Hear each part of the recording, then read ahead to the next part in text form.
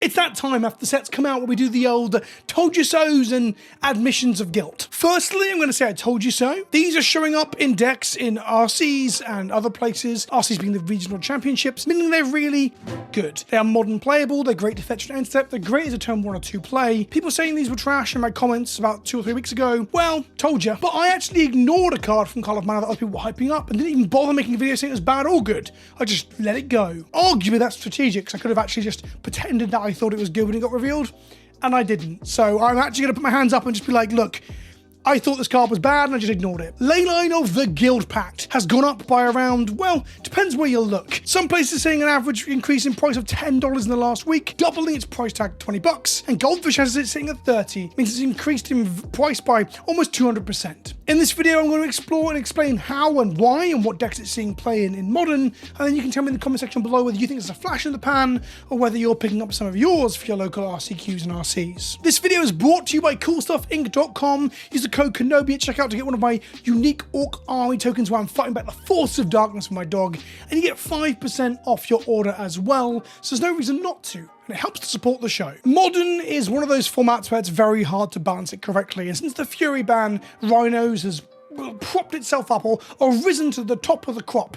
Rhinos and Yorkmoth. For those of you who don't know what Rhinos is, it's a deck that looks to cascade into, off of some of the 3-mana cascaders, into this card here, Crashing Footfalls, and make 2 4/4 trampling creatures off the back of a 3-mana spell that does something else as well. As a side note, I don't really know exactly how they fix Modern without, banning a lot of stuff or just letting it be the situation it's in now, where a lot of Modern Horizons cards just dominate the format and always will. It's one of the problems they've had since Modern Horizons. I talked about it at length. It's not really the topic of this video, but it's funny that Rhinos, one of the best decks, has pivoted to potentially play this combo we're about to discuss. So let's unpack Leyline of the Guild Pact. Leyline of the Guild Pact is a 4-mana enchantment, and it's a leyline. There's a whole load of these throughout Magic's history since original Ravnica. Leylines are enchantments that have a clause that if they're in your opening hand upon beginning of the game, you can reveal them and have them start the game in play. This particular one has a mana cost of green and white, or green and blue, or green and black, and green and red, so 4 pips of hybrid mana, all of which are green. It says each non-land permanent you control is all colours, and lands you control are every basic land type in addition to the other types. During previous season, I think they tweeted something along the lines of I could see this being playable in a Nykthos deck.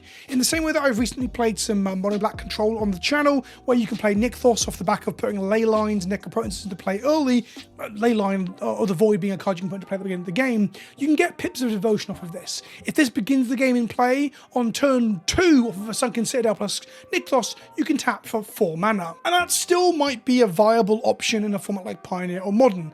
However, this card is a lot more playable than that. The thing that everyone said was going to be good was Leyline of the Guild Pact and Leyline's Binding, ironically. I don't know if they saw this coming. Leyline's Binding says it costs 1 less for each land type that you have in play. It's part of the Domain ability. And with Leyline of the Guild Pact in play, all of your lands, even your fetches, are all land types, and thus Leyline's Binding costs 5 less as a 1-mana flash speed Oblivion Ring. On top of that, making all your lands all types means that your lands will tap for those colours. So now your fetch land doesn't need to be cracked. It just taps for one of all of the 5 colours of mana, and thus it just fixes your mana perfectly. I had a game today where I was trying to play Mill in Modern, and one of my crabs got turn 1 Leyline Binding off of a Windswept Heath.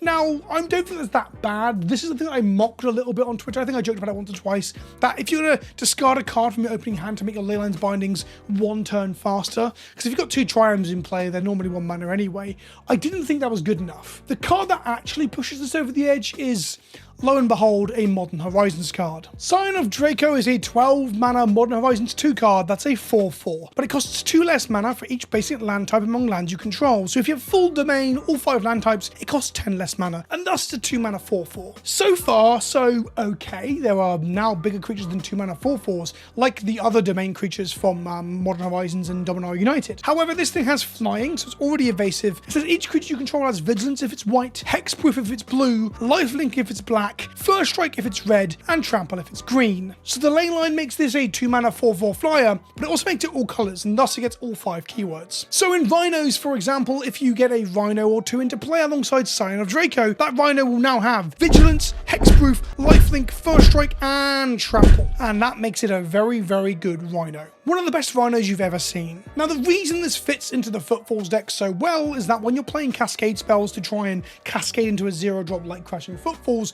you can't play 1, 2, or 3 mana spells. Now, obviously, Scion of Draco is going to cost you 2 mana with a Leyline in play out of your opening hand. We get that, but it's CMC in terms of looking at it in the deck or the graveyard or hand or on the stack is always 12, or mana value is always 12. So when you cascade, you don't hit Draco. So you now have a 2 mana 4/4 that buffs all your creatures that can be played that you don't accidentally cascade into.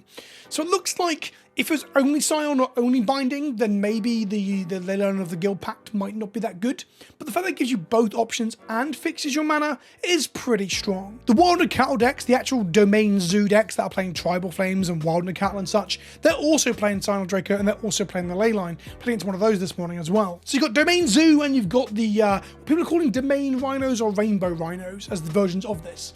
Now, the interesting part of this story is that for RC Denver, the Temur Rhino decks did better in the top 8 than the Domain Rhino decks, even though there was 4 or 5 Rhino decks in the top 8 listing by the finals of the tournament. This might mean that this variant is good, but just not as good as the traditional Temur or Rug or Blue, Red, Green, for those of you who are older than the sun. It might not be as good as that version of the deck. But either way, both cards have spiked tremendously in price. Scion of Draco was a couple of dollars, and now it's $14 at time of recording. Super interestingly, which I always find this bit fascinating, I don't really understand it, the European prices have not spiked. And I guess it's because we haven't had our RCs over here yet. I know there's one in Japan recently and there's Denver.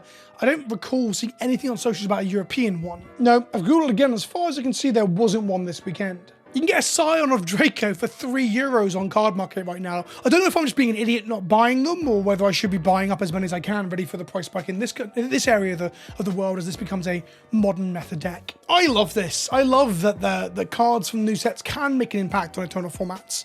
I don't like if it becomes absolutely dominant, so it's good to see that the actual original version of Rhinos still compete and can perform better than this new super duper domain version. However, the first game where I saw it in action, when my opponent had a Leyline on turn 1, binding on turn 0, should I say, binding to me on turn 1, then played a 4/4 hexproof, life-thinking, vigilant, first striking flyer, I did think, that's a bit good. Let me know what you think in the comment section below. Did you see this coming? Did you buy into it pre-spike? Are you still thinking about buying into it post-spike?